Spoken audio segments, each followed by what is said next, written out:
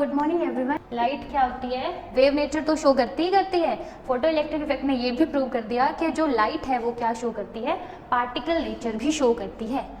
ये बातें उठी कि अगर लाइट दो नेचर शो कर रही है तो शायद जो छोटे छोटे पार्टिकल्स होते हैं, इलेक्ट्रॉन्स होते हैं, मतलब माइक्रो पार्टिकल्स होते हैं या फिर मैक्रो, जो भी जितने भी ऑब्जेक्ट्स हो, जितने भी बॉडीज होते हैं, वो सारी की सारी क्या करेंगी, ड्यूअल नेचर शो करेंगी। तो इसके ऊपर कुछ डिस्कशंस वगैरह हुए। उससे पहले हमारा एक टॉपिक बचता था, कुछ ज़्यादा डेरिवेशन वगैरह है नहीं इसके अंदर, कुछ 3-4 लाइन की डेरिवेशन है, वो मैं आपको कराऊंगी और थोड़ी थ्योरीज के बारे में बताते हैं। सबसे पहले सॉलिड के जो कंस्टिट्यूएंट पार्टिकल्स होते हैं वो क्या होते हैं? कंस्टिट्यूएंट पार्टिकल्स हम क्या कह सकते हैं, क्या होते हैं? ऑसिलेटर्स होते हैं। क्या होते हैं? ऑसिलेटर्स होते हैं। तो क्या हुआ कि क्लासिकल थ्योरी ने प्रिडिक्ट करा कि, ये प्रिडिक्शन दी कि जो डुओंग नाम के एक साइंटिस्ट थे एंड पेटिट नाम के एक साइंटिस्ट थे, ठीक है, डुओंग और पेटिट नाम के एक साइंटिस्ट थे, जिनका मानना था, जिनका कहना था कि जो हीट कैपेसिटी होती है, हीट कैपेसिटी जो होती है सॉलिड की, सॉलिड के जो पार्टिकल्स होते हैं, या फिर हम कह सकते हैं क्या होते हैं, ऑसिलेटर्स होते हैं जो, और किन की बात हो रही थी? मोनो एटॉमिक सॉलिड्स की बात हो रही थी, ठीक है, कि जो हीट कैपेसिटी होती है मोनो एटॉमिक सॉलिड्स की, अगर हम उसकी बात करें तो डुओंग और पेटिट ने कहा कि जो हीट कैपेसिटी होती है वो क्या होती है, कांस्टेंट होती है, और किसके इक्वल होती है? 3R के इक्वल होती है, ठीक है। जो हीट कैपेसिटी होती है मोनो एटॉमिक सॉलिड्स की, डुओंग और पेटिट ने कहा ये कांस्टेंट होती है और 3R के इक्वल होती है। जैसे कि हमने पढ़ा, हम कई बार बात सुन चुके हैं, वाइब्रेशनल डिग्रीज ऑफ फ्रीडम। तो कितने वाइब्रेशनल डिग्री ऑफ फ्रीडम्स कहे जाते हैं? 3 वाइब्रेशनल डिग्री ऑफ फ्रीडम्स होते हैं। तो क्या हुआ, इसको थोड़ा और डीपली स्टडी करा गया तो इसके बारे में कुछ बातें और कही गई कि ठीक है भाई, हीट कैपेसिटी जो होती है इसकी कितनी होती है, वो कांस्टेंट होती है और 3R के इक्वल होती है। ये बात तो ठीक है, यानी कि कांस्टेंट होने का मतलब टेम्परेचर तुम बढ़ा लो घटा लो कोई चेंज नहीं आएगा हीट कैपेसिटी में, ऐसा कहा गया। लेकिन क्या हुआ, फिर उसके बाद ये बात कही गई, एक्सपेरिमेंट्स हुए, ये बात कही गई कि ऐसा होता है, ऐसा ऑब्जर्व किया गया कि जो हीट कैपेसिटी है वो सिर्फ can only B observed at high temperature. उसको हम क्या कर सकते हैं, सिर्फ हाई टेम्परेचर पे ही हीट कैपेसिटी की वैल्यू उसको क्या किया जा सकता है, ऑब्जर्व किया जा सकता है। अगर हम टेम्परेचर को इंक्रीज करें या डिक्रीज करें उसके ऊपर कोई फर्क नहीं पड़ता, ये बात पहले कही है कि वो कांस्टेंट होगी। लेकिन फिर कुछ एक्सपेरिमेंट्स हुए तो कहा गया कि हीट कैपेसिटी जो होती है वो सिर्फ हाई टेम्परेचर पे ही क्या की जा सकती है, ऑब्जर्व की जा सकती है, और हम टेम्परेचर को डिक्रीज करेंगे तो हीट कैपेसिटी विल डिक्रीज, और अगर हम टेम्परेचर को क्या कर देंगे, 0 केल्विन कर देंगे, तो जो हीट कैपेसिटी जिसको मैं CV से रिप्रेजेंट कर रही हूँ वो क्या हो जाएगी, 0 को अप्रोच करेगी, ठीक है। हीट कैपेसिटी किसको अप्रोच करेगी, 0 को अप्रोच करेगी अगर हम टेम्परेचर को क्या कर देते हैं, 0 केल्विन कर देते हैं। तो ये बात कही गई। फिर इसके लिए कुछ एक एक्सपेरिमेंटल डेटा दिया गया, डेरिवेशन दी गई, डेरिवेशन प्लॉट करी गई। तो क्या होता है कि जो एवरेज एनर्जी होती है इन सॉलिड्स की, ऑसिलेटर्स की एवरेज एनर्जी, वाइब्रेशनल एनर्जी की बात करते हैं हम कि हाँ इसके अंदर 3 डिग्रीज ऑफ फ्रीडम होता है, 3 डिग्रीज ऑफ वाइब्रेशनल फ्रीडम होता है। तो एवरेज एनर्जी की बात करें तो वो होती है 3 kT, और अगर मैं बात करूँ 1 मोल के लिए तो वो कितनी हो जाएगी, n0 इंटू 3 kT। आप ऑलरेडी इस चीज़ से, तो NKT की वैल्यू यहाँ से कितनी हो जाएगी हमारे पास, इसको हम क्या लिख सकते हैं यहाँ पे 3RT, और PV इक्वल्स टू NKT को भूल जाएं, n0 इंटू K वाली जो एटम होती है हम इसको R लिख सकते हैं, तो इस वजह से हम इसको क्या लिखेंगे, 3RT लिखेंगे, ठीक है। R यहाँ पे हमारे पास क्या है, गैस कॉन्स्टेंट होता है, ठीक है, एक कॉन्स्टेंट है यहाँ पे, तो हमारे पास क्या आ गई, 3RT आ गई। अब अगर मैं इसको मैं क्या लिख सकती हूँ, CV।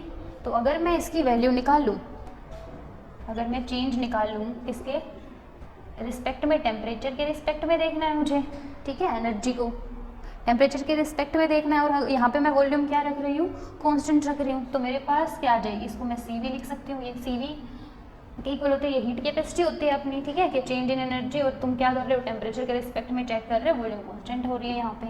ये किसके इक्वल आ जाएगी, हमारी 3R के इक्वल आ जाएगी। अगर हम इसको क्या करेंगे, डिफरेंशिएट करेंगे टेम्परेचर के रिस्पेक्ट में, तो ये कितनी आ जाएगी, 3R आ जाएगी, ठीक है।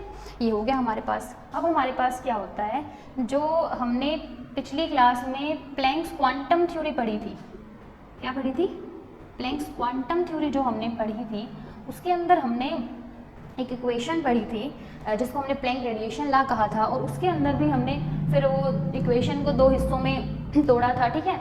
तो उसके अंदर अब फिलहाल ये देखिए कि जो E0 की वैल्यू थी हमारे पास, वो आई थी वहाँ पे E bar equals to H nu note EH nu by KT minus 1, ये हमारे पास आई थी, ठीक है। और अगर मैं मोलर एनर्जी की बात करूँ सॉलिड्स की, तो उसकी वैल्यू हमारे पास कितनी होगी, मैं इसको लिखती हूँ यहाँ, मोलर एनर्जी की बात करें अगर हम सॉलिड्स की, मोलर एनर्जी ऑफ सॉलिड्स की बात करें, तो वो हमारी होगी, ई बार की वैल्यू हमारे पास इतनी है, तो ये हो जाएगी हमारे पास N0 इंटू 3E बार होती है। अब हमारे पास E0 की वैल्यू ये है, तो यहाँ पे हम पुट कर देंगे ई बार की वैल्यू, तो हमारे पास कितनी हो जाएगी, ये N0 इंटू 3, कितनी वैल्यू थी हमारे पास ई बार की, H new not upon E की power H new upon KT minus 1, ये हो जाएगी हमारे पास, ठीक है। तो इसको हम कैसे लिख सकते हैं, इसको हम लिख सकते हैं 3N0 के H न्यू नोट। अगर हम इसको क्या करें, इसको अगर हम फर्दर सोल्व करें, इसका डिफरेंशिएशन करें, इस वाली टर्म का, जो हमने ये वाली टर्म लिखी है, अगर इसका मैं फर्दर डिफरेंशिएशन करूं, जैसे मैंने इसके लिए करा था, तो मैं इसको कैसे लिख सकूंगी, ये हो जाएगी 3N0 के into H nu naught upon KT, ठीक है। और यहाँ से ये हो जाएगी, इसका स्क्वायर हो जाएगा। अगर हम इसको सोल्व करेंगे, आपको ये बिल्कुल भी सोल्व करके नहीं दिखाना है एग्जाम में, जस्ट आपको एक बार आप खुद से सोल्व करके देखिए इसको, ये बहुत आसानी से हो जाएगा, जस्ट डिफरेंशिएशन है, ठीक है। और ये हमारे पास हो जाएगा EH new upon KT minus 1 का स्क्वायर हो जाएगा यहाँ पे, ठीक है। ये हमारे पास हो जाएगी। अगर हमने इसका डिफरेंशिएशन करा, molar energy of solids N0 into 3 बार की वैल्यू हमने जब पुट करी, तो हमारे पास जब डिफरेंशिएशन करा फर्दर, तो हमारे पास ये वैल्यू आई। अब बस हमें कुछ नहीं करना है, जैसे हमने प्लैंक्स रेडिएशन लॉ के अंदर वेवलेंथ को एक बार लो माना था, एक बार हाई माना था, बस यहाँ पे हम टेम्परेचर के रिस्पेक्ट में पढ़ रहे हैं, तो हमें क्या करना है, मान लेते हैं एट लो टेम्परेचर पे क्या होगा, ये वाली टर्म जो होगी, ये वाली खत्म हो जाएगी पूरी, ठीक है। ये वाली term nearly equals to this हो जाएगी, ये सारा कैंसिल हो जाएगा। तो यहाँ से हमारे पास जो लो टेम्परेचर पे जो टर्म आएगी वो कितनी आएगी, 3N0 के into H nu naught upon KT का स्क्वायर, ठीक है। ये वाली टर्म तो हो गई वहाँ से खत्म। तो अब क्या होगा, यहाँ पे ये कहा गया कि जो ये वाली टर्म है, इसके अंदर जो इंक्रीज आ रहा है, और जो इस वाली टर्म के अंदर डिक्रीज आ रहा है, वो ये वाला जो डिक्रीज है वो इससे ज़्यादा है। आप समझ रहे हैं मेरी बात, जो ये इसके अंदर डिक्रीज आ रहा है, चेंज आ रहा है, वो इससे ज़्यादा है, ठीक है। तो हमारे पास ये वाली टर्म ऐसे आ जाएगी। तो यहाँ से ये वाली जो हमारे पास टर्म आई है, इससे हमारे पास ये चीज़ तो क्लियर हो गई कि जब हम टेम्परेचर को क्या करेंगे, डिक्रीज करेंगे, तो जो हमारे पास ये फैक्टर है,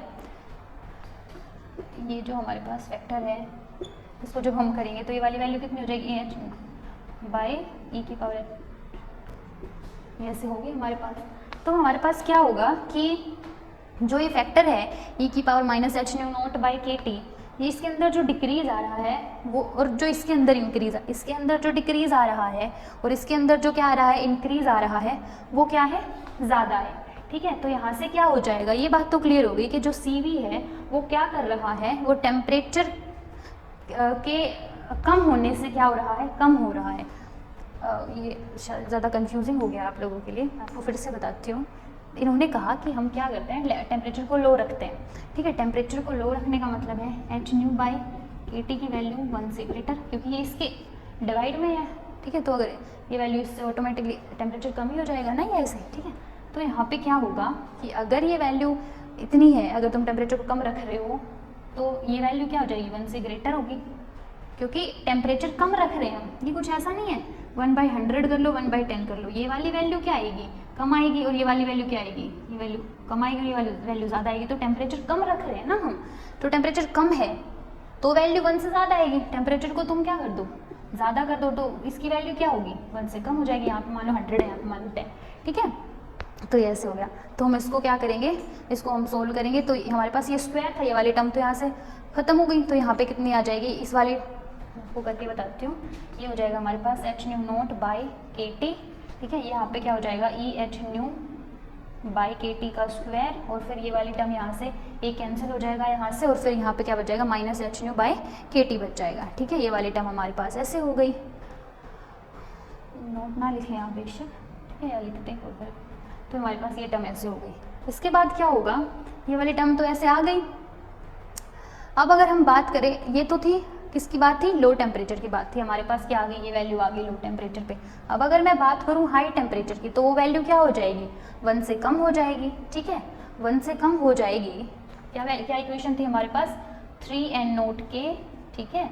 ये कितना था, h/kT का होल स्क्वायर था, और यहाँ पे कितना था हमारे पास, EH/kT/EH/kT-1 का स्क्वायर। ये थी हमारे पास पूरी इक्वेशन। तो हमने क्या कहा, अगर लो टेम्परेचर है तो ये वाली इक्वेशन हमारे पास आ रही है, यानी कि ये देखा गया कि जो ये टर्म के अंदर इंक्रीज आ रहा है और इस टर्म के अंदर डिक्रीज आ रहा है, ये वाला जो डिक्रीज है वो ज़्यादा है। अगर ये वाला डिक्रीज ज़्यादा है तो सिंपल है, टेम्परेचर नीचे है, ये वाला डिक्रीज ज़्यादा है। देखो टेम्परेचर इधर भी है इधर भी, पर ये वाला जो इंक्रीज है, ये वाला डिक्रीज है, ये बहुत ज़्यादा है, मतलब इसमें कम ज़्यादा है, इसमें जो डिक्रीज है वो बहुत ज़्यादा है, ठीक है। इसमें कंपैरेटिवली इसमें कम है। तो यहाँ पे अगर डिक्रीज ज़्यादा है तो तुम देखो यहाँ पे वैल्यू है जो टेम्परेचर की वो कम ही है, तो इसका मतलब टेम्परेचर के साथ क्या हो रही है, CV की वैल्यू, यहाँ पे CV ही है ना हमारा। अगर हम टेम्परेचर को कम कर रहे हैं तो क्या हो रही है, ये वैल्यू कम हो रही है, ठीक है, डिक्रीज हो रही है। समझ रहे हैं मेरी बात, ये तो नेगेटिव में है टेम्परेचर यहाँ पे, ठीक है। तुम उसको बढ़ाओगे तो वो तो और ज़्यादा वैल्यू बढ़ेगी। तो यहाँ से हो गया। अब अगर हम बात करें एट हाई टेम्परेचर, अगर हम बात कर रहे हैं टेम्परेचर हमारे पास क्या है, हाई है, तो वहाँ पे हमारे पास क्या होगा, टेम्परेचर हाई होने से ये वाली जो टर्म्स हैं पूरी ये क्या हो जाएंगी, बहुत छोटी हो जाएगी। बढ़ा दो टेम्परेचर, यहाँ पे भी बढ़ा दो, ये वाली टर्म कितनी छोटी हो जाएगी। तुम किसी की भी पावर मान लो ये इतनी ज़्यादा है, ठीक है, इतनी कर रहे हो तो ये वैल्यू कितनी छोटी हुई। यहाँ पे भी इसका स्क्वायर है, इतनी बड़ी टर्म का स्क्वायर, वो बहुत छोटी वैल्यू हो जाएगी। तो सिंपल है, इस पूरी टर्म को हम क्या कर देंगे, नेग्लेक्ट कर देंगे, और हम इसको लिखेंगे 3n0k, यानी कि हाई टेम्परेचर पे जो CV की वैल्यू होगी हमारी वो कितनी होगी, 3n0k। हीट कैपेसिटी के अंदर सिर्फ इतना था, हमें लो टेम्परेचर, वो इक्वेशन याद रखो, लो टेम्परेचर पे निकाल दो और हाई टेम्परेचर पे निकाल दो। इसके सिवाय जब हमने फोटो इलेक्ट्रिक वाला एक्सपेरिमेंट करा था तो कहा था कि जो लाइट होती है या फिर जो फोटोन्स होते हैं वो क्या होते हैं, उनका क्या होता है, ड्यूअल नेचर होता है। क्या होता है उनका, ड्यूअल नेचर होता है, यानी कि वो क्या है, वेव की तरह भी बिहेव करते हैं और किसकी तरह भी बिहेव करते हैं, एक पार्टिकल की तरह भी बिहेव करते हैं, ये चीज़ है। तो फिर कहा कि अगर ऐसा है तो फिर शायद ये होना चाहिए कि जो पार्टिकल होते हैं वो भी कैसा बिहेव करें, वो भी ड्यूअल नेचर शो करें, ठीक है, वो वेव की तरह भी काम करें और इसकी तरह भी काम करें, पार्टिकल की तरह भी काम करें, ठीक है। तो ये चीज़ आई वहाँ से। तो क्या हुआ कि यहाँ पे सबसे पहले हमने पढ़ी एक हाइपोथेसिस जो कि उन्होंने दी थी, डी ब्रोगली ने दी थी। डी ब्रोगली ने क्या दी, एक हाइपोथेसिस दी। इसको फर्दर प्रूव करने के लिए इसके ऊपर एक्सपेरिमेंट्स करे गए, ठीक है, जिसमें सबसे पहला किसने करा, डी ब्रोगली ने। उन्होंने एक हाइपोथेसिस दी कि जो हमारे पास मटेरियल है, मटेरियल पार्टिकल है, वो क्या करता है, वो भी क्या करता है, ड्यूअल नेचर शो करता है, ड्यूअल नेचर शो करता है, वो भी एक पार्टिकल भी है और वो क्या है, एक वेव भी है। उन्होंने ये कहा, क्योंकि उन्होंने ऐसा क्यों कहा, क्योंकि जो फोटो इलेक्ट्रिक इफेक्ट को हमने पढ़ा था तो उसके अंदर क्या था, इलेक्ट्रोमैग्नेटिक वेव थी, वो पार्टिकल बिहेवियर भी शो करती थी, वेव भी। तो उन्होंने कह दिया कि भाई देखो शायद ऐसा हो सकता है कि मैटर है वो भी दो तरीके के बिहेवियर शो करे, पार्टिकल नेचर भी और वेव नेचर भी शो करे। तो अब क्या हुआ कि जो हमारे पास एक थ्योरी थी, प्लैंक्स क्वांटम थ्योरी हमने पढ़ी है, तो प्लैंक्स क्वांटम थ्योरी के अकॉर्डिंग क्या था, जो ई है वो हमने एच न्यू पढ़ा था, और न्यू की वैल्यू हमारे पास क्या होती है, सी अपॉन लेमडा होती है, ये फ्रिक्वेंसी है, ठीक है, ये पढ़ा था हमने। तो मैं इसको क्या लिख सकती हूँ, सी अपॉन लेमडा लिख सकती हूँ, ये मान लो हमारी फर्स्ट इक्वेशन है, ठीक है। फिर जो आइंस्टीन थे उन्होंने एक इक्वेशन दी थी जो क्या थी, equals to M C square थी, इसको मैं मान लेती हूँ सेकेंड इक्वेशन। हमें कुछ नहीं करना, क्वांटम है ना ये, यहाँ तक तो काफ़ी फिर भी ईजी है, इसके बाद जो क्वांटम शुरू होती है वो तो खेल ही अलग है, equals to M C square, ठीक है। यहाँ पे एच रह गया, हो गया ये। तो यहाँ पे क्या हुआ, ये आ गया ऐसे, सी से सी कैंसिल हो जाएगा, है ना। यहाँ पे क्या बच गया, एच अपॉन लेमडा बच गया, और यहाँ पे बच गया एम सी बच गया। अब अगर मैं लेमडा की वैल्यू निकालूँ तो लेमडा की वैल्यू क्या आएगी, lambda equals to H upon M C आ जाएगा। अब ये तो बात हो रही थी पार्टिकल की, सॉरी वेव की बात हो रही थी, किसकी बात हो रही थी, वेव की बात हो रही थी, तो तब का सीन था। अब तो हम क्या प्रूव करना चाह रहे हैं कि जो मटेरियल पार्टिकल है वो क्या शो करता है, वो भी क्या शो करता है, ड्यूअल नेचर शो करता है। तो अब हम ये तो क्या थी हमारे पास, स्पीड ऑफ लाइट थी, लाइट के केस में बात कर रहे थे। अब तो हम किसकी बात कर रहे हैं, एक मटेरियल पार्टिकल की बात कर रहे हैं, किसकी बात कर रहे हैं, मटेरियल पार्टिकल की बात कर रहे हैं। तो मटेरियल पार्टिकल के केस में सी की वैल्यू को हम क्या लिखेंगे, वी लिखेंगे, ये तो स्पीड ऑफ लाइट थी, इसको हम लिखेंगे वेलोसिटी, ठीक है। तो यहाँ पे हम क्या लिख देंगे, एच अपॉन सी को हम रिप्लेस कर देंगे वेलोसिटी से। आप इसमें कंफ्यूज ना हो, जो हमने पहले लिखा था वो न्यू था, फ्रिक्वेंसी था, जिसको आप ऐसे भी रिप्रेजेंट कर सकते हो। ये यहाँ पे क्या है, वी है, ठीक है, वी क्या है, वेलोसिटी है उस मटेरियल पार्टिकल की। तो ये वैल्यू हमारे पास आ गई। हमने ऑलरेडी एक बात पढ़ रखी है, पी की वैल्यू जो होती है हमारे पास वो होती है एम वी। पी क्या होता है, अब मोमेंटम, क्या होता है, momentum of the particle. M क्या है हमारे पास, मास है, मोमेंटम है, और एम हमारे पास मास है, और वी हमारे पास वेलोसिटी है। तो यहाँ से हमारे पास क्या आ गई, इसको हम अगर p को हम मतलब mv को हम अगर p लिख सकते हैं, तो इस वाले टर्म को हम क्या लिखेंगे, lambda equals to h upon p, ठीक है।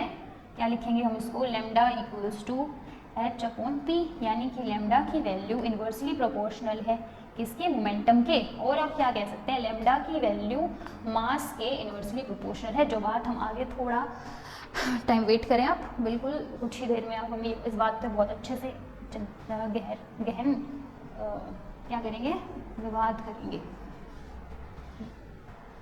विवाद नहीं कहते, ठीक है। तो क्या हो गया हमारे पास, जो लेमडा की वैल्यू है वो क्या हो गई हमारे पास, एच अपॉन एम वी हो गई, ठीक है। चलो मैं इसको पहले सी लिख देती हूँ फिर यहाँ पे, ताकि आप लोग, ये इतनी वैल्यूज हमारे पास आ गई लेमडा की, ठीक है, ये हो गया। अब ये वैल्यू आ गई हमारे पास। अब क्या हुआ, यहाँ से ये बात तो क्लियर हो गई, मोमेंटम मास है किसी किसी भी बॉडी का अगर मास है और वो है बहुत ज़्यादा, तो वेवलेंथ क्या होगी, बहुत कम। अगर है मास बहुत कम तो वेवलेंथ होगी बहुत ज़्यादा। ये चीज़ तो यहाँ से हो गई क्लियर। अब क्या हुआ ये इन्वर्सली इससे रिलेटेड हो गई। अब फिर क्या हुआ, सिग्निफिकेंस देखी गई डी ब्रोगली हाइपोथेसिस की। क्या देखी गई, सिग्निफिकेंस, मतलब हमने ये एक्सपेरिमेंट कर तो दिया, अब इसका यूज़ क्या है, क्या सिग्निफिकेंस है इसकी। तो उसको कहा गया कि अगर जो मास है किसी भी पार्टिकल का बहुत कम है, जैसे हो गया इलेक्ट्रॉन, प्रोटॉन, न्यूट्रॉन, उनके केस में वेवलेंथ क्या है, बहुत सही है, मतलब सही आ रही है, पढ़ने लायक आ रही है, मतलब ठीक है, कितनी आ रही है। मैं आपको एक छोटा सा एग्जांपल देती हूँ सिग्निफिकेंस के अंदर। क्या है, मान लो तुम्हारे पास है मास है किसी भी पार्टिकल का 1 ग्राम, ठीक है, कितना है 1 ग्राम, और वेलोसिटी है मान लो हमारे पास 10 मीटर सेंटीमीटर मान लेते हैं पर सेकेंड, ठीक है, ये है हमारे पास। तो हमें निकालनी है यहाँ पे लेमडा की वैल्यू। तो क्या हो जाएगा, एच एम भी दे रखा है, वी भी दे रखा है। एच क्या होता है, प्लैंक्स कांस्टेंट वैल्यू कितनी होती है, 6.62 इंटू 10⁻34। और ये कितना हो जाएगा 1 ग्राम। 1 ग्राम को अगर मैं किलोग्राम में लिखूँ तो -3 हो जाएगा यहाँ पे किलोग्राम, ठीक है। और 10 सेंटीमीटर है, तो यहाँ पे सेंटीमीटर को मैं लिखूँ मीटर में तो -2 हो जाएगा, मीटर पर सेकेंड हो जाएगा। इसको अगर हम पूरे को सोल्व करें तो हमारे पास वैल्यू कुछ आएगी 6.62 इंटू 10⁻30 कुछ आएगी शायद, है ना, लेमडा की वैल्यू कितना आएगा, मीटर में आएगी ये चीज़, ठीक है, इतनी आएगी, -30 मीटर आएगी।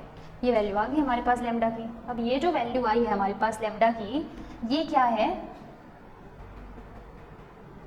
बहुत ही कम है। क्या है, बहुत ही कम है। 1 ग्राम के लिए कितनी आई है, आप सिर्फ पावर देखें, 10⁻⁻30 मीटर। सिर्फ किसके लिए आई है ये 1 ग्राम के लिए आई है। 1 ग्राम के लिए इतनी आई है। तो अगर हम किलोग्राम से भाग रहे तो यहाँ से ये क्लियर हो गया कि मैक्रोस्कोपिक पार्टिकल्स के लिए तो भाई इसका कोई यूज़ है नहीं, ये सिर्फ माइक्रोस्कोपिक पार्टिकल्स के लिए वैलिड है।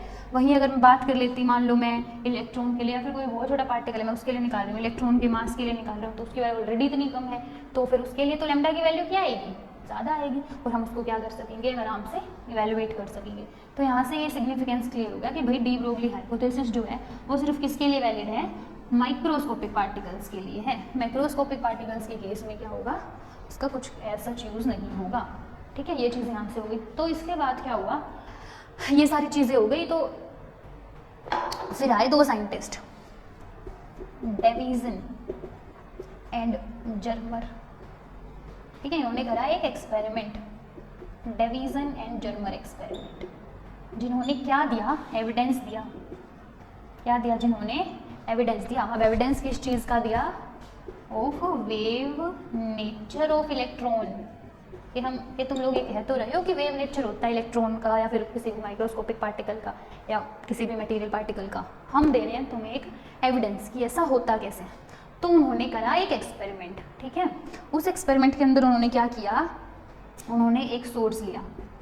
ठीक है, ये सोर्स मान लो एक्स रेज का सोर्स है। किसका सोर्स है ये, एक्स रेज का सोर्स है। यहाँ से एक्स रेज निकल रही है, यहाँ पे लगा दी एक स्लिट। ठीक है, यहाँ पे ऐसे ये क्या जा रही है, एक्स रेज जा रही है। ठीक है, यहाँ पे इन्होंने क्या करा, रख लिया मान लो एक क्रिस्टल, मान लो क्या, इन्होंने क्रिस्टलिन सॉलिड लिया यहाँ पे। यहाँ अब ये कैसे इसको शो करेगा, तो इन्होंने क्या किया, डिफ्रेक्शन हुई यहाँ पे, ऐसे ऐसे ऐसे ऐसे, ये सारी क्या है, एक्सरे डिफ्रेक्शन। कुछ ऐसी हमें डिफ्रेक्शंस देखने को मिली। क्या है ये, एक्सरे डिफ्रेक्शन। ठीक है, तो यहाँ पे फिर ये कुछ इन्होंने इस पर ऑब्जर्व करा इसको, तो ये कुछ हमें क्या मिली, ऐसी ऐसी ऐसी ऐसी रिंग्स मिली, जिनको क्या कहा गया, डिफ्रेक्शन रिंग्स कहा गया। क्या कहा गया, डिफ्रेक्शन रिंग्स। ये था इनके एक्सपेरिमेंट का पहला पार्ट। क्या था ये, फर्स्ट पार्ट। इसके अंदर उन्होंने क्या लिया है, एक्सरेज ली है। ठीक है, और उन्हें क्या मिला है, एक्सरे डिफ्रेक्शन मिला, और उन्होंने इसको कुछ ऐसा ऑब्जर्व करा, ये डिफ्रेक्शन रिंग्स कुछ ऐसी मिल रही है इन्हें। फिर उन्होंने क्या करा, अब आप देखिएगा, बहुत बहुत अच्छी बात आएगी एकदम। एक्सरेज ने यहाँ पे दे दिया, भाई ऐसा है। ठीक है, मैं बताती हूँ क्या हुआ फिर। अब फिर इन्होंने क्या करा, अब इन्होंने क्या करा, इलेक्ट्रॉन की बौछार कराई। क्या डाले, यहाँ पे क्या लिया, इलेक्ट्रॉन का सोर्स लिया, और यहाँ पे सेम, यहाँ पे बस इन्होंने क्या करा, एल्यूमिनियम फॉइल ले ली यहाँ पे। ठीक है, सेम मेटल उसमें भी तो इन्होंने यहाँ पे एल्यूमिनियम फॉइल ले ली मान लो। तो इन्होंने इलेक्ट्रॉन्स डाले यहाँ पे, इन्होंने ऑब्जर्व करा कि कैसी वहाँ पे डिफ्रेक्शन रिंग्स बन रही, डिफ्रेक्शन कैसे हो रहा है, तो यहाँ पे डिफ्रेक्शन हुआ इलेक्ट्रॉन्स का। ठीक है, तो जो हमें डिफ्रेक्शन रिंग्स मिली दोनों केसेस में, ये हमारा क्या था, second part of the experiment. समझ रहे हैं, इन्होंने क्या करा, पहले एक्सरेज ली, फिर क्या लिया, इलेक्ट्रॉन्स ली, उसको यूज़ किया। तो इन्होंने क्या किया, इन्होंने देखा कि हमें जो रिजल्ट्स मिल रहे हैं, ठीक है, ये मिले थे एक्सरेज के केस में, एक्सरे डिफ्रेक्शन के केस में। यहाँ पे थोड़ा गैप रखते हैं हम, ये कुछ इस प्रकार के हैं।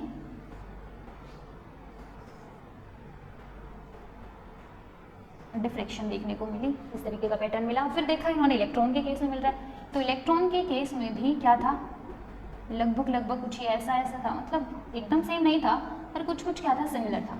तो इससे ये तो इन्होंने क्लियर कर दिया कि ऐसा है। एक्सरे डिफ्रेक्शन, जब हमने एक्सरे स्कैटरिंग करवाई, मतलब एक्सरेज डाली हमने, तो हमें जैसा पैटर्न मिल रहा है वैसा ही हमें इलेक्ट्रॉन के केस में मिल रहा है। तो अगर एक्सरेज जो है उनका वेव नेचर है, तो क्या हम ये नहीं कह सकते कि जो इलेक्ट्रॉन्स हैं वो भी क्या करेंगे, वेव नेचर शो करेंगे। आई बात समझ।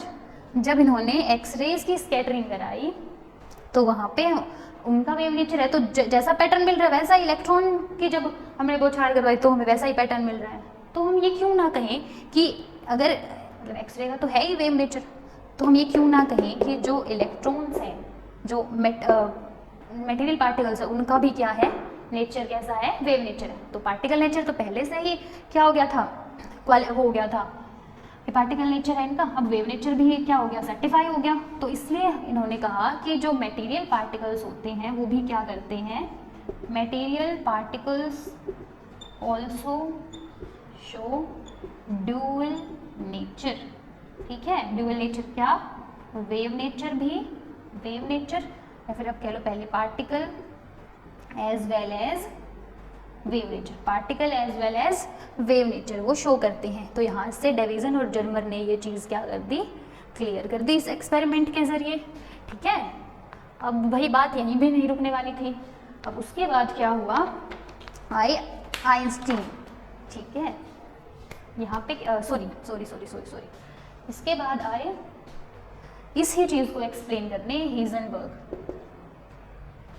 कौन आए, हीजनबर्ग, जिन्होंने क्या दिया, अनसर्टेनिटी प्रिंसिपल दिया, अनसर्टेनिटी प्रिंसिपल। अब देखो क्या हुआ कि ये बात उठी भी कैसे, इन्होंने तो कह दिया कि ऐसा है, उसका वेव नेचर भी है और पार्टिकल नेचर भी है मटेरियल पार्टिकल का। तो इन्होंने कहा ठीक है हम मान लेते हैं, पर इन्होंने फिर बात करी अनसर्टेनिटी प्रिंसिपल की, कि जो मैक्रोस्कोपिक पार्टिकल्स होते थे, लार्ज ऑब्जेक्ट्स होते थे, उनके केस में क्या होता था, मुझे चेक करनी है पोजीशन और मुझे चेक करना है उसका मतलब वो कहाँ है, और मुझे चेक करना है उसका मोमेंटम। ठीक है, उसको तो तुम क्या कर सकते हो, एक्यूरेटली डिटरमाइन कर सकते हो। लेकिन अब क्योंकि हमने ये कह दिया है कि जो मटेरियल पार्टिकल है वो तो क्या है, एक वेव है। अब वेव के लिए अगर मुझे साइमल्टेनियसली क्या चेक करना है, मोमेंटम भी चेक करना है और चेक करना है मुझे क्या, पोजीशन भी, तो क्या मैं चेक कर सकता हूँ? तो जवाब मिला नहीं। हम कभी भी किसी भी माइक्रोस्कोपिक पार्टिकल का मोमेंटम और पोजीशन जो है वो साइमल्टेनियसली क्या नहीं कर सकते, इवैल्यूएट नहीं कर सकते, इवैल्यूएट नहीं कर सकते। आई बात समझ? तो इन्होंने इसके लिए दी फिर एक इक्वेशन, इन्होंने कहा कि ऐसा होता है डेल्टा पी एक्स और डेल्टा एक्स या फिर डेल्टा पी मान लो इसको, कि वैल्यू हमें हमेशा या तो इक्वल मिलेगी या ग्रेटर मिलेगी h/4 से। इन्होंने ये अपने एक्सपेरिमेंट के दौरान ये कंक्लूजन निकाला। ठीक है, अब क्या है ये चीज़ें, पी एक्स मोमेंटम, ठीक है, डेल्टा पी एक्स का मतलब है अनसर्टेनिटी इन मोमेंटम। ये किसको मेजर कर रहा है, अनसर्टेनिटी, अनसर्टेनिटी इन मोमेंटम। क्या चेक कर रहे हैं ये, अनसर्टेनिटी इन मोमेंटम। और डेल्टा एक्स क्या बता रहा है, अनसर्टेनिटी इन पोजीशन। क्या बता रहा है, अनसर्टेनिटी इन पोजीशन। तो इन्होंने कहा कि अगर मुझे पोजीशन चेक करनी है तो मैं ये नहीं बता सकता, और ये चेक अगर मुझे मोमेंटम चेक करना है तो मैं ये नहीं बता सकता एक्यूरेटली। ठीक है, तो इसके लिए क्या हुआ, उन्होंने क्या किया, इंटरप्रिटेशन थी इसकी कुछ। ठीक है, इसकी 3 इंटरप्रिटेशन की अगर हम बात करें, interpretation of Heisenberg uncertainty principle, तो क्या थी, इन्होंने कहा कि अगर आप चाहते हैं एक्यूरेटली मेजर करना इसको, पोजीशन को, यानी एक्यूरेटली मेजर करने का मतलब है जो अनसर्टेनिटी है वो कितनी है, खत्म, 0। ठीक है, तो डेल्टा पी एक्स की वैल्यू वहाँ पे क्या होगी, इनफाइनाइट होगी। इनफाइनाइट का मतलब अगर तुम चाहते हो इसके अंदर कोई एरर ना हो, तो मतलब अनसर्टेनिटी ना हो, तो वहाँ पे सिंपल है, डेल्टा एक्स की वैल्यू 0, ये 0 है तो ये वैल्यू पूरी यहाँ पे क्या हो जाएगी, 0 इसके डिवाइड में जाएगा, ये पूरी वैल्यू क्या हो जाएगी, इनफाइनाइट हो जाएगी। तो हम क्या नहीं कर सकते, एक्यूरेटली दोनों चीज़ों को साइमल्टेनियसली, दोनों टर्म्स को इवैल्यूएट नहीं कर सकते। ये कहा हीजनबर्ग अनसर्टेनिटी प्रिंसिपल है। ये था इनका पहला इंटरप्रिटेशन। दूसरा इंटरप्रिटेशन एकदम सेम, बस चेंज कर दिया। यहाँ पे क्या कहा कि अगर अनसर्टेनिटी मोमेंटम के अंदर 0 है और तुम्हें इवैल्यूएट करनी है पोजीशन, नहीं कर सकते, वो क्या आ जाएगी, इनफाइनाइट आ जाएगी। और इनफाइनाइट को तो इवैल्यूएट करना, ठीक है, क्या होता है इनफाइनाइट को कैसे बताओगे, ठीक है, वो पॉसिबल नहीं है। तो ये थी हमारे पास तो हमारे पास क्या थे, 2 इंटरप्रिटेशन। तीसरी इंटरप्रिटेशन की बात करते हैं, एक तरीके से कंक्लूजन्स कह सकते हैं आप इन्हें। इन्होंने कहा कि ठीक है, माइक्रोस्कोपिक की बात होती है, मैक्रो की बात कर लेते हैं। मान लो उसका मास है m, क्या है, मास है m, तो क्या हुआ, डेल्टा px हो गया, डेल्टा x हो गया। यहाँ पे हमें क्या करना है, 4πm कर देना है, ठीक है, मास है, मान के चले मैक्रो मान रहे हैं उसको, मैक्रो पार्टिकल की बात कर रहे हैं, मास है m। तो यहाँ पे क्या होगा, अगर इसकी वैल्यू बहुत ज़्यादा है, मास बहुत ज़्यादा है, तो क्या हम इसको इवेल्युएट कर सकते हैं।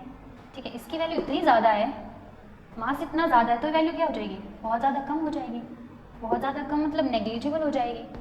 ठीक है, नेग्लिजिबल हो गई, तो अब हम इन दोनों को क्या कर सकते हैं, इधर चला जाएगा, हम इन दोनों को क्या कर सकते हैं, ईजिली चेक कर सकते हैं, क्या कर सकते हैं, ईजिली मेजर कर सकते हैं, इवेलुएट कर सकते हैं। आप मेरी बात समझ रहे हैं, हमारे पास h = 4 पाई m है, m का मास मतलब m है जो वो मास है बहुत ज़्यादा है किसी भी ऑब्जेक्ट के लिए, मैक्रोस्कोपिक पार्टिकल्स की बात हो रही है, लार्ज ऑब्जेक्ट्स की बात हो रही है, तो वैल्यू बहुत कम हो जाएगी, ये इधर चला जाएगा, इजीली इन दोनों को क्या कर सकते हैं, हम इवेल्युएट कर सकते हैं। वो इन्फाइनाइट वाला केस खत्म हो गया, तो हम क्या कर सकते हैं, ये थी तीसरी इंटरप्रिटेशन, हम मैक्रोस्कोपिक पार्टिकल्स के लिए तो क्या कर सकते हैं, इवेल्युएट कर सकते हैं मोमेंटम और पोजीशन को एक्यूरेटली, लेकिन हम क्या नहीं कर सकते, माइक्रोस्कोपिक के केस में ऐसा नहीं कर सकते। ठीक है, माइक्रोस्कोपिक के केस में ऐसा नहीं हो सकता। अब ये चीज़ तो यहाँ से हो गई। उसके बाद इन्होंने हिजनबर्ग ने क्या करा, एक एक्सपेरिमेंट करके बताया। एक्सपेरिमेंट कुछ भी नहीं था, बहुत नॉर्मल, इन्होंने क्या ली, इंसिडेंट कराई, यहाँ पे एक माइक्रोस्कोप रख दिया इन्होंने, मान लो ऐसा कुछ, ये माइक्रोस्कोप हो गया। ठीक है, यहाँ पे इन्होंने क्या कराया, यहाँ पे इन्होंने फोटोन्स को इंसिडेंट कराया किसी इलेक्ट्रॉन के ऊपर, और फिर जस्ट इन्होंने क्या चेक करा कि इसका पाथ चेंज होगा या नहीं होगा। ये है हमारा इंसिडेंट फोटोन, ये हमारे पास इलेक्ट्रॉन है, तो ये था कि एक्सपेक्टेड पाथ तो था ये, ठीक है, ये यहाँ पे जाएगा ये, पर इसका क्या हो गया, पाथ हो गया चेंज। ठीक है, देखिए आप यहाँ से मान लो इलेक्ट्रॉन आ रहा है अपना, ठीक है, मूव कर रहा है, क्या कर रहा है, तो यहाँ से मूव कर रहा है, यहाँ से क्या, यहाँ पे क्या माना गया, ऐसा देखा गया कि वे इससे टकराएगा और ये ऐसे ऐसे चला जाएगा।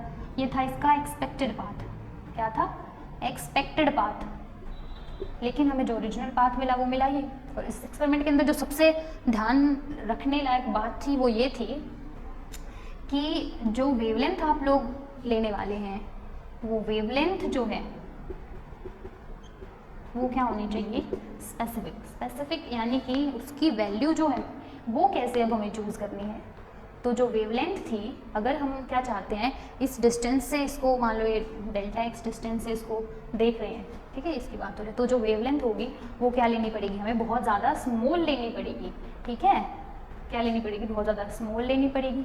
तो बस ये उनका एक्सपेरिमेंट था, उनके एक्सपेरिमेंट ने बस ये बोला कि ये डिटरमाइन करना क्या है, इम्पॉसिबल है, पॉसिबल नहीं है कि हम क्या कर सकें, डेल्टा एक्स और डेल्टा पी एक्स को क्या कर सके, साइमल्टेनियसली मेज़र कर सकें। बस यही क्या था उनका प्रिंसिपल था, यही अनसर्टेनिटी प्रिंसिपल था हिजनबर्ग का। उन्होंने ये कहा, ठीक है, कि जब हमारा यहाँ से इलेक्ट्रॉन आ रहा है, ठीक है, तुम अगर वेवलेंथ कम रख रहे हो, ये वही है, पोजीशन इसकी यहाँ से इतनी है और फिर तुम उसको मेज़र करने की कोशिश कर रहे हो, वेवलेंथ कम रखोगे तो ठीक है, तुम देख सकते हो उसको, लेकिन अगर वेवलेंथ तुमने बढ़ा दी तो हम क्या नहीं कर सकते, उसको चेक नहीं कर सकते। ठीक है, क्योंकि अगर हमें इलेक्ट्रॉन को क्या करना है, बहुत एक्यूरेटली क्या करना है, आइडेंटिफाई करना है, उसको चेक करना है, लोकेट करना है, तो वेवलेंथ स्मॉल रखनी पड़ेगी। वेवलेंथ क्यों स्मॉल रखनी पड़ेगी, क्योंकि हमने पढ़ा था लैम्डा की वैल्यू h/p थी।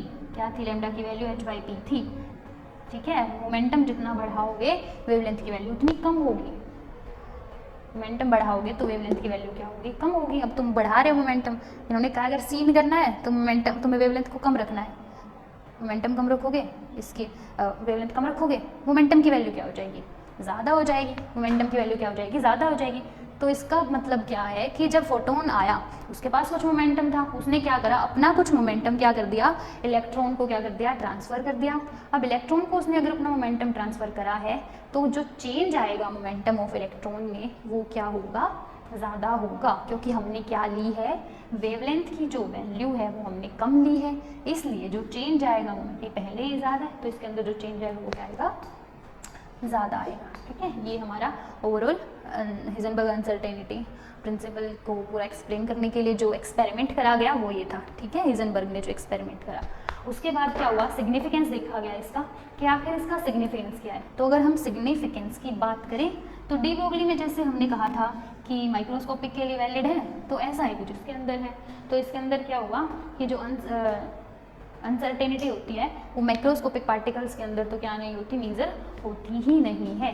ठीक है, क्या होता है हमारे पास वही वाला जो इंटरप्रिटेशन था हमारा।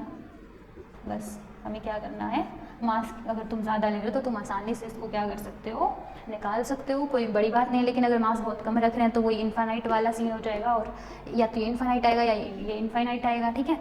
तो हम क्या नहीं कर सकते, उसको एक्यूरेटली मेजर नहीं कर सकते। तो ये था हिजनबर्ग अनसर्टेनिटी प्रिंसिपल और ये था इसका सिग्निफिकेंस, ठीक है। अब मैं आपको एक न्यूमेरिकल करा देती हूँ, ठीक है। बस फिर न्यूमेरिकल के बाद ख़त्म करते हैं इस क्लास को।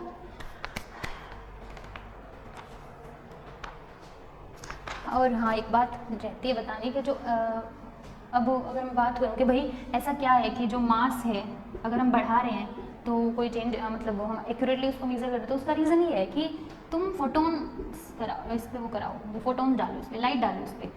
और ये है इतना भारी है ये, इसका जो मास है बहुत ज़्यादा है। क्या इसका इसके ऊपर कुछ फ़र्क पड़ेगा? क्या ये पॉसिबल है इसको मूव करा सके? लार्ज ऑब्जेक्ट हो, लाइट कैसे मूव करा सकते हैं? तुम कितनी भी लाइट डाल लो उसके ऊपर, तो जब ये इसको कुछ चेंज नहीं कर सकते, मोमेंटम चेंज नहीं हो रहा है, तो सब सेट निकाल लेंगे हम आसानी से, एक्यूरेटली मेजर कर लेंगे मोमेंटम को और पोजीशन को, ठीक है। तो हम बात करते हैं एक न्यूमेरिकल की, ठीक है। न्यूमेरिकल कर लेते हैं हम, एक छोटा सा न्यूमेरिकल है बिल्कुल। इसने कहा है अगर if the uncertainty in locating the position of electron around the nucleus in Bohr model of hydrogen atom is 0.01 nanometer. क्या कहा इन्होंने? अगर अनसर्टेनिटी इन पोजीशन, ठीक है, कितनी है? 0.01 नैनोमीटर है। तो हमें क्या कैलकुलेट करनी है, जो वेलोसिटी है उसके अंदर क्या है अनसर्टेनिटी कितनी है वो करनी है हमें, तो चेक करनी है हमें। तो हमारे पास delta X delta P X की वैल्यू ये कितना होता है? h/4π होता है, ठीक है। इतना होता है, h/4π होता है। ये वैल्यूज़ हमें पता है, इसको हम क्या कर सकते हैं, कितना लिख सकते हैं? 1 × 10⁻⁻11 मीटर लिख सकते हैं, क्योंकि 1 नैनोमीटर में कितना होता है? 10⁻⁹ मीटर होता है। और यहाँ से हम 2 0 हटाएंगे तो कितना हो जाएगा? -11 मीटर हो जाएगा, ठीक है। अब आप सोचोगे कि भाई हमारे पास तो कुछ भी नहीं दे रखा, कोई भी वैल्यू नहीं दे रखी, मास नहीं दे रखा, पर इन्होंने क्वेश्चन में क्या पूछा हुआ? इलेक्ट्रॉन पूछा, तो मास तो हमारे पास क्या हो गया? इसका ऑटोमेटिकली हो गया। एच की वैल्यू हमारे पास इसकी है ही। एच की वैल्यू कितनी होती है? प्लैंक्स कांस्टेंट 6.62 × 10⁻⁻34 होती है, ठीक है। और हमारे पास ये कितना होगा? 4 हो गया। पाई की वैल्यू कितनी होती है? 22/7 होती है। यहाँ पे हम लिख देते हैं 27 और यहाँ पे 7 चला गया ऊपर, और इनटू क्या हो गया? यहाँ पे हमारे पास ये वैल्यू हमारी इतनी आ गई। अब अगर मुझे क्या निकालना है, यहाँ पे डेल्टा एक्स है, ये तो क्या ये डेल्टा एक्स है, मुझे डेल्टा पी एक्स को नीचे ले जाना पड़ेगा। और अगर मैं डेल्टा पी एक्स की को इधर ले जाऊँ तो हमने पढ़ा था पी हमारे पास क्या होता है?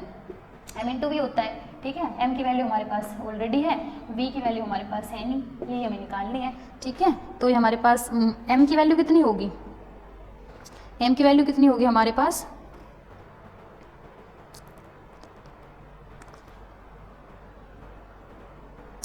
नाइन 1 × 10⁻⁻31 kg हो जाएगी, ठीक है।